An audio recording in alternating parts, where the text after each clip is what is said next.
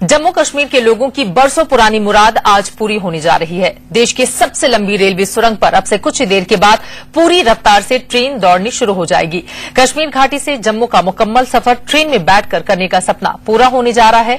देश की आजादी के बाद राज्य के लोगों के लिए जश्न मनाने का ये बहुत अहम मौका होगा। करीब 13,000 करोड़ रुपए की लागत से इस रेलवे सुरंग को तैयार करने में 5 साल से ज्यादा का वक्त लगा है।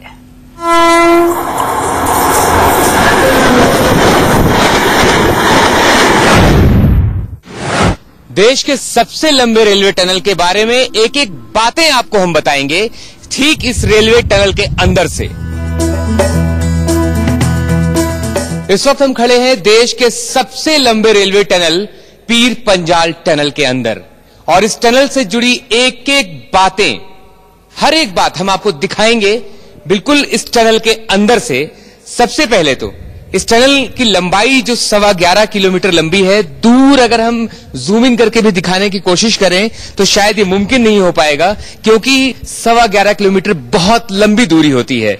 सबसे पहले जब इसकी पटरियां बनाई गई थी तो एक नीचे की तरफ आपको हम दिखाने की कोशिश करें तो जो इसमें जो क्वालिटी दी गई है, एक बार हम नीचे आपको टिल डाउन करके दिखाएं तो जो पत्थर इस्तेमाल होते हैं इन पटरियों में, इसको बैलेस्टेड पटरियां कहते हैं, बैलेस्टेड ट्रैक। लेकिन यहां पर क्योंकि जो पीछे से पटरी आ रही है, पूरे हिंदुस्तान में इसी तरह की पटरियां देखने को मिलती हैं, लेकिन जो यहां पर इस्तेमाल हुआ है वो हम आपको दिखाते हैं। थोड़ा सा जैसे ही शुरुआत होती है इस टनल की तो इसे कहते हैं बैलेस्टलेस ट्रैक। यहां से ये एक सीमेंटेड ट्रैक शुरू हो गई है, एक हार्ड कोटिंग। हम अपने कैमरामैन से रिक्वेस्ट करेंगे कि वो थोड़ा आगे आकर के दिखाएं कि जिस तरह से ये बनाया गया है, क्योंकि इसे बनाने के बाद सबसे बड़ी बात है कि जो 11.25 किलोमीटर लंबी सुरंग बनाई गई है तो इसे मेंटेनेंस में सबसे ज्यादा परेशानी आती है। और जब इस तरह से जब सुरंग का अंदरूनी हिस्सा, क्योंकि और खास करके जो पटरियों का हिस्सा है, इस तरह से बनाया जाता है तो इसे मेंटेनेंस बिल्कुल नहीं करनी पड़ती, क्योंकि ये अपने आप में बहुत ही मजबूत होता है। सामने ऊपर की तरफ जो रेड पाइप आपको मोटी सी दिख रही है, तो ये फायर सेफ्टी के लिए ठीक एक सिरे से लेकर के दूसरे सिरे तक पूरे 11.25 किलोमीटर लंबी इस पाइप को बिछाया गया है, ताकि कभी अगर दुर्भाग्यवश किसी वजह से यहां पर आग लगती है या किसी भी तरह की फायर प्रॉब्लम्स होती है तो इसके जरिए अंदर में तुरंत आग पर काबू पाया जा सके।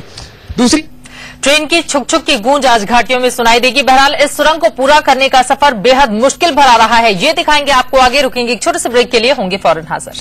प्रधानमंत्री और सोनिया गांधी आज देश की सबसे लंबी रेल सुरंग का उद्घाटन करने वाले हैं और उम्मीदों की सुरंग को पूरा करने का सफर बेहद मुश्किलों भरा भी रहा है। देश की सबसे लंबी इस रेलवे सुरंग को पूरा करने में क्या क्या दिक्कतें आई, इसका जायजा लिया हमारे संवाददाता मोहम्मद अफसर ने। सीना चीरकर हिंदुस्तान की सबसे लंबी रेलवे टनल बनकर तैयार हो गई है और इस टनल को बनाने के पीछे जिस सिस्टम का हाथ है, उस सिस्टम के चीफ इंचार्ज हमारे साथ हैं। हम इनसे जानते हैं कि इस टनल को बनाने के पीछे सबसे ज्यादा मुश्किलात क्या आई थी।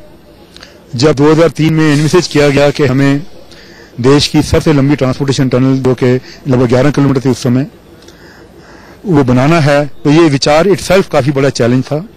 इसको कैसे करना है उसकी प्लानिंग मेरे प्रेडिसेसर ने की, जिनमें मैं श्री अंकुश कृष्ण, श्री राकेश चोपड़ा जी की अहम भूमिका रही है। ऑफकोर्स उनके साथ पूरी टीम थी, तब की टीम भी और मेरी टीम भी मेरे साथ रही है।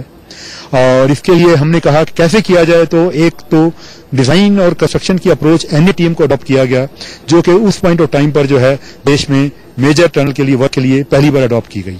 हितेश जी, सबसे पहले क्योंकि किसी पहाड़ को खोदना बहुत मुश्किल काम होता है और वो भी जब 11.25 किलोमीटर लंबे सुरंग की बात हो तो सबसे ज्यादा प्रॉब्लम्स कहां पर आई इस टनल को खोदने में? एक तो पहले जो है कि इसकी कंडीशन मॉनिटरिंग के लिए जो है इन्वेस्टिगेशन के लिए जब हमने ऊपर से टॉप से जो है बोरहोल करना शुरू किया तो 1100 मीटर तक जाना इम्पॉसिबल था और हम जा भी नहीं पाए।